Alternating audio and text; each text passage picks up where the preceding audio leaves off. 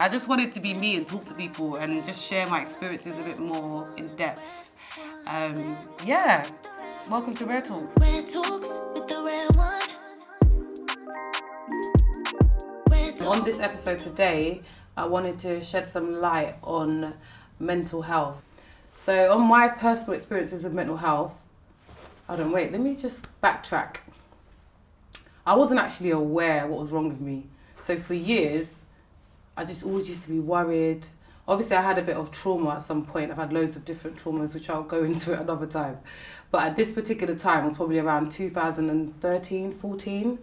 I just found myself worried all the time, panicking over things that I didn't understand why I was panicking about them. Always stressed up and worked up. Like I could even be in traffic and feel like I'm about to have a heart attack. So I looked into it a bit further. I even got into a bit of therapy, and then they said you have deep anxiety and depression. So then I had to backtrack and be like, okay, what's triggered this? What are the things that have brought all these feelings on?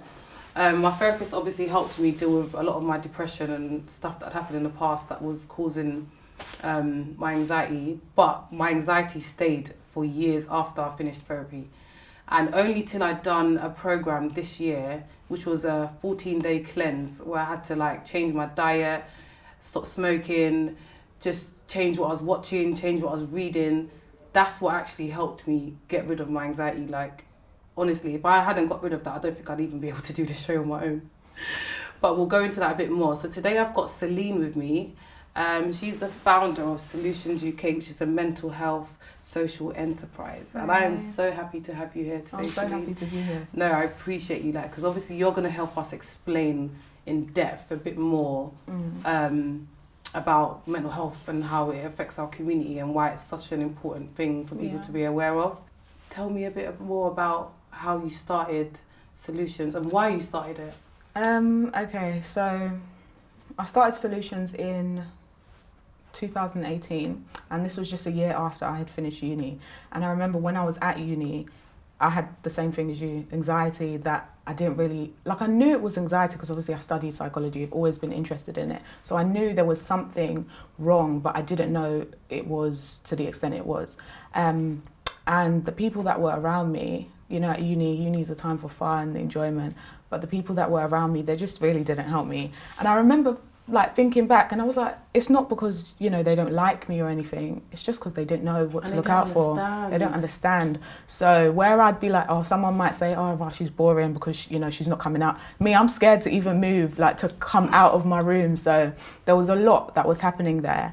And I remember thinking, if I'm just one person feeling like this, there's got to be someone else feeling like this. And, I wouldn't want them to not know how to help themselves, not know how to help someone else if they're going through this. So let me start just shedding light on what anxiety can look like or what different mental health issues can look like. Obviously, I focus more on the common stuff, like anxiety and depression.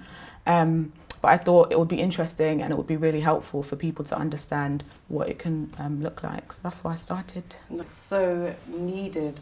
And the fact that you experienced it yourself, so you're aware. It's you don't want someone who has no idea or hasn't experienced it telling you, giving you advice and tips on how to help yourself if you haven't. I feel like you personally 100%. Have to experience it to understand. Yeah, sometimes you do. Because I used to find myself, that's what took me long to even express to people that I was going through these things, because I felt like, you lot wouldn't understand, you lot don't know, none of you lot are going through this, so you won't understand. Yeah. But then the more I did speak about it, so many people are fighting the same battles, but just nobody speaks to each other about it. Literally. Why do you think it's such a taboo thing? Especially in the black community, why do you think people don't really be like, mum, or tell your sister, hey, I'm feeling really depressed, I'm feeling like this. People don't really feel comfortable to... I think it stems back to the way it's been portrayed in the media. So if you look back to where they've spoken about mental health in films or documentaries, you always see that someone someone who they think has mental health issues, they're always deemed as crazy, or they look like they're psycho, or you get what I mean. So I think no one wants to be seen that way. We all want to be accepted. So no one wants to feel like they're any different than anyone else. So I think that's a major reason. What type of workshops do you run and who are they aimed at? So we run workshops on just common mental health issues and anything kind of related to that. So right now, actually, we just had one on anxiety and depression, managing emotions, just so people can get an understanding. I would say that I know that they aim towards the Black community because that's the community that relates to me the most. However, it's always open to anyone else who needs the help. Like, I would never turn someone down just because they're not Black. Yeah. But with that being said, Black people, or people in the Black community rather, are the ones that it's aimed towards. Do you have more women or men? Is it just... It's always women. It's a lot of women. I think there's a lot of men that have come recently, especially because I've been doing like loads of reels now, so I don't know if it's because I'm paying. We posted one the other day. I loved it. Thank you. I actually don't know if the men are there because of me or because of what they're learning. But either way, I'm glad to have them there. I think it's really important for men to learn about mental health, but we'll get into that. Women, again, just because it's easy to identify, like, find yourself in me kind of thing, as a Black female, Black it's woman, for them to open up. But with men, I feel like men, first of all, obviously pride and egos and stuff like that, so it's probably harder for them. That goes all the way back to like conditioning from when you're younger. Men are always told, oh yeah, be strong, man up, like, why are you crying for? So there's that, and that follows you, of course, until you become an adult. I know, no, look at me, I was even thinking, me who's always telling my little son, listen, stop crying, like, man up. I'm always like, but he's a Cancer and he's so emotional. Oh, you like, into he's that a bit star too sign stuff? Yeah, we can't.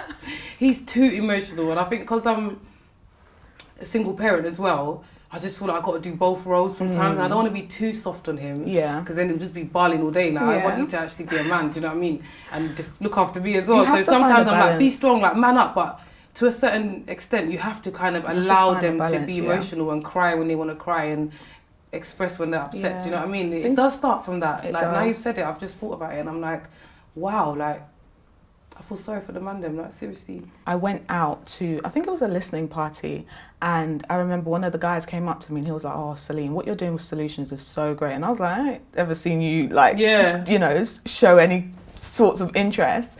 And then he was like, I can't lie, I bought a ticket to one of your workshops. I did it under a different name, but I just couldn't even bring myself to attend. That's when I knew, like, wow, if this is one person, then how many other people are doing this? And then someone else DM'd me saying, oh, I've actually just made an account with my name to show you how much, like, I really appreciate what you're doing. That they basically supported it anonymously. And I was like, wow, there are so many people that are doing that. And can you imagine even it's people in, like, the public eye who even probably want to attend but just feel like, oh, I can't, everyone's going to be in my business. Yeah. I used to struggle to sleep. Yep. I used to, even my concentration was... Lack of concentration, worrying a lot. Of course. I could be worrying about something that has nothing to do with me. Yeah. It could even be someone else's issue. Yeah. And now I'm worried about it. Time. Yeah. I'm not very bad with time, but when I was late, I would want to have a heart attack in the car. I attack on my way here. I could even just cancel the plans. I remember someone would be like, oh, do you want to go to dinner? I'd be like, yeah, I'll be there. Yeah. Dinner's booked for 8 o'clock. All right, 6 o'clock now, I'm starting to get ready. Now my outfit went wrong, so now I've been delayed half an hour. I could just be like, I'm not coming. Yeah. Just because now it's too much. I don't want to go through the anxious feeling. I just long putting myself through it. Then I remember I first had a panic attack in the shower. Really? Yeah. And I was at home alone, boom, dropped in the shower. Then probably like 10, 15 minutes after I've woken up, then my body just felt like, I can't even explain it. To me, I explain it as a near-death experience because I felt everything in my body was alert. My head was hot, my heart was beating, I was sweating. Yeah. Like, I just felt sluggish, like I just felt like my heart, I could hear my heart beating. Yeah. So I remember I crawled out. Imagine you're naked and wet, you're crawling out to get my phone. First to call the ambulance and then to call my mum. By the time the ambulance came, I was on my sofa with a fag chilling. I was fine. Yeah. That's when I said, what the hell was that? Started Googling it, asking them, the paramedics when they came. They were like, you had a panic attack. Yeah. And that's how you feel for about 30 minutes and it just goes, you're back to normal. That's when I said, no, I really, really, really need to sort this out. This can't be happening. Because that day that it happened, I was in the shower. I was getting ready to go out to a party. Like, I don't know what I was worried about. So it didn't even, it wasn't like anything major or anything traumatic that had happened. But my anxiety had got so bad. That's interesting though, because we're not always worried about what's happening right now, or sometimes it's not always what we think we're worried about. So sometimes it might be something that happened ages ago, it might be something that happened last week, but these things, if you don't deal with them, they just come back in different ways, and they come back stronger. Like, you always have to deal with your emotions if you can, then and there, otherwise they're only going to come back stronger. Only going to come back stronger. After I done that cleanse that I done, and trust me, I'll try and give some information on where you can do this cleanse, because you have to change your diet. Like me and Banks did it. You have to change your diet. You have to change what you're watching, what you're listening to, everything. Like, and it really helped. Like, I haven't been in that space since. Really? Yeah. That's really good. Yeah, and I used to be quite like reliant on. I know it's bad, guys, but I used to, you know, smoke a lot of weed.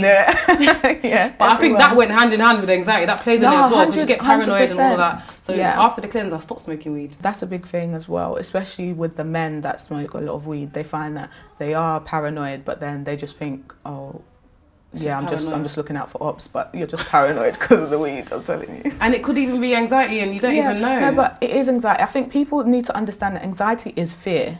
It sounds different, but it's fear. Whenever you're anxious, you go straight back to your fight or flight, which is like a whole biological thing. So fight or flight, you're either going to escape the danger or you're going to fight it. And when you do get anxious, you know, you said like your heart is racing because blood is pumping. You're trying to escape it or fight. So you go through the same thing, the exact same thing. But people think that it's different just because it's up here. But the same exact thing is happening. The same hormones are released. So, which sometimes doesn't make sense, because obviously if you're in traffic, you're not going to fight the car in front of you. So how do you want to pick up my car and put it on top, bro? Honestly. So, but knowing that, you know, it is the same, it means that the same thing you can do to calm yourself down physically is what you can do to calm yourself down mentally. The awareness of mental health, even though there has been a lot happening, like there's Mental Health Day, and I do feel like as a society we are doing much better. We are. Maybe just, I follow a lot of mental health pages and help, you know, healing tools, energy and all of that. I follow a lot of these pages, but I feel like they really help, because, you know, like being in this social media era, like it's too much sometimes. Yeah, like you kind of need to see these positive things at the same time, because, you know, like look at social media, it's like now it's such a negative space at the moment. It's really interesting because with social media, people don't realise that what you look at has a direct impact on the way that you feel, and that's why I'm such a big fan of not checking your phone in the morning, or not checking your social media in the morning, just because you wake up and your mind is completely fresh, and then you go onto social media and you don't have a clue what you're going to see. You could see anything. So it's just like, you don't want to expose yourself to something that's terrible. So I think it's really important to not go on your phone straight away, because it does impact the way that you feel. You can wake up, look at your phone, and then see something mad, and then later on in the day you'll be thinking, why am I feeling irritable, why am I feeling annoyed? But it's because that's the first thing you saw. 100%. The really that I was on, part you. of it was you wasn't supposed to be on your phone when you wake up for an hour. You don't get on your phone, and an hour before you go sleep. And I kid you not, like, it helped. It really does. Because I used to be the one that sleeps with the phone under the pillow, one eye open in the morning, check in. Yes. Before my brain's even settled, you know what I mean? It's already problem solving of trying to figure out what I've just seen. But 100%, I agree. I feel like guys defo try and take that advice. Yeah, and if no one believes that what you see has an impact on the way you feel, then ask any girl that's watched Bad Girls Club how she felt after watching Bad Girls Club, because, like, if you watch something that's filled with drama, you feel fueled like that. 100%. So it's like watching maybe one of Drake's videos and you see he's being a boss, and then, you know, everyone thinks they're a boss kind of thing. Do you have any, like, daily mental health tips or tricks that you'd like to offer people? So apart from that not checking your phone thing, what would I say? I would say keeping a gratitude list. Definitely. It just allows you to switch your focus, because a lot of the time we're always focused on what's negative or what's going wrong, because as humans we're programmed to be able to, like, spot the dangers or spot the threats so that we can get rid of them, which is fine. But then it's important to not dwell there. So we need to be able to keep our minds on what's good in our life, if that makes sense. Yeah. I would say writing things down as well. It allows you to just process a lot better. And most of the time, we don't even process because we just kind of move on to the next thing. But writing things down allows you to really see how you're feeling on paper. Everything is different when it's on paper. It's like if you write down maybe a to-do list, like once you see it, it's kind of like, okay, this needs to be done kind of thing. What you eat. That really works, you know, because on my cleanse, I was angry, bro. Like, I couldn't eat meat, chicken. It was the first 3 days I had to do a colon cleanse. You know what that is. I wanted to do that. If you don't, I'm not even going to go into it, but it was a colon cleanse for the first 2-3 days. I couldn't leave the house, obviously, for obvious reasons. Yeah. Then after that, I was drinking from 1.5 to 3 litres a day of water. Wow.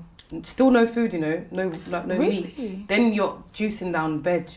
Okay. And juicing fruits. Obviously, the fruit one's nice. Juicing down veg. Can you imagine juicing celery, red onion, spinach, and drinking that for breakfast, lunch, and dinner? No. I was vexed. But I felt better. So the thing about like what you eat and why it's important is because there's this hormone called serotonin, right? And it's created, a lot of it is created in our gut, and it's responsible for our feelings of happiness. Like they call it the happy hormone. Wow. Yeah, so if it's made in the gut, it's made based on what you eat. So it's really, really, I didn't even know that. Really, you know? really important. And that's why you see when you have certain foods, you just be feeling like crap after. Sluggish. Yeah, exactly. And that's why. So healthy diet definitely helps with your mental health as well, isn't it? Definitely. Guys. Exercise as well.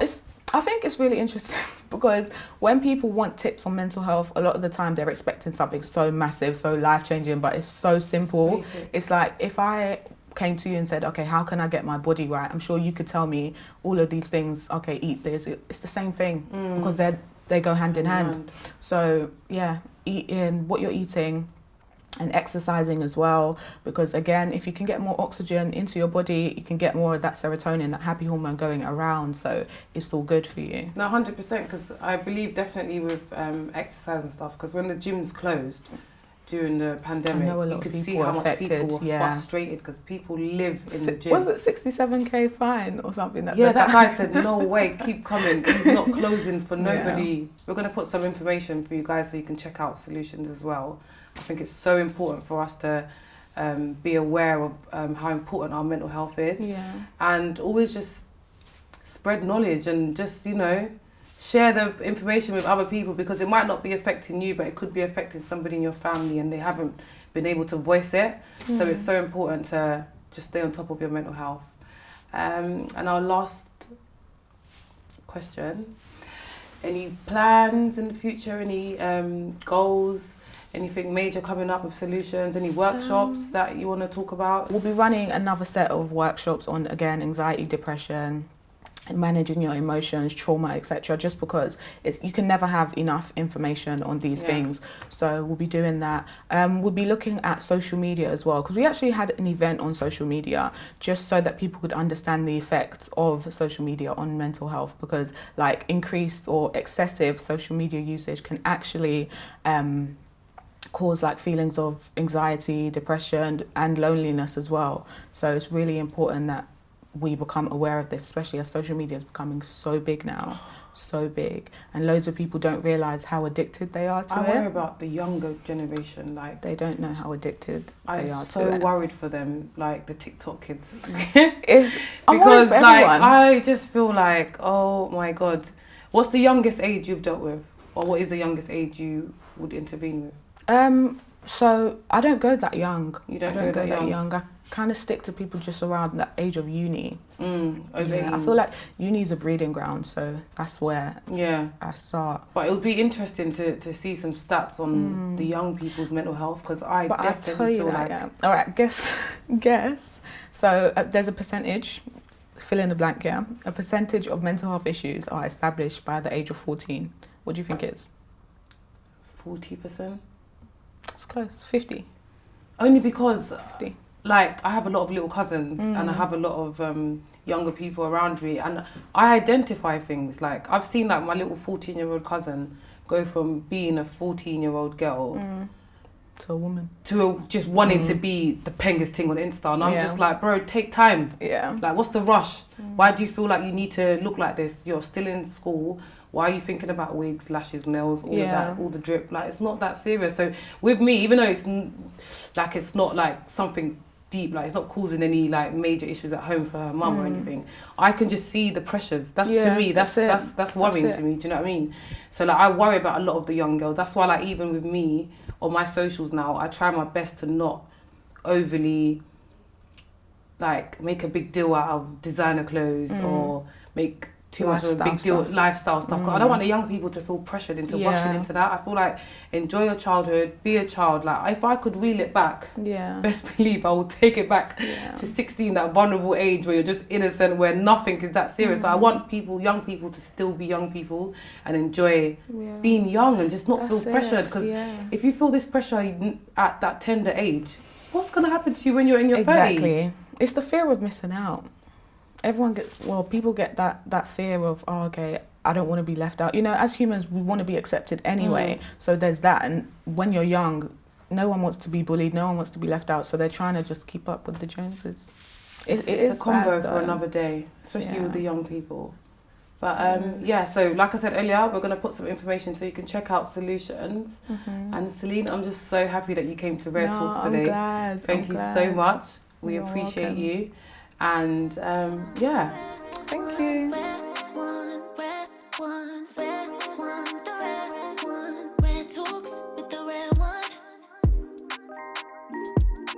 Rare Talks.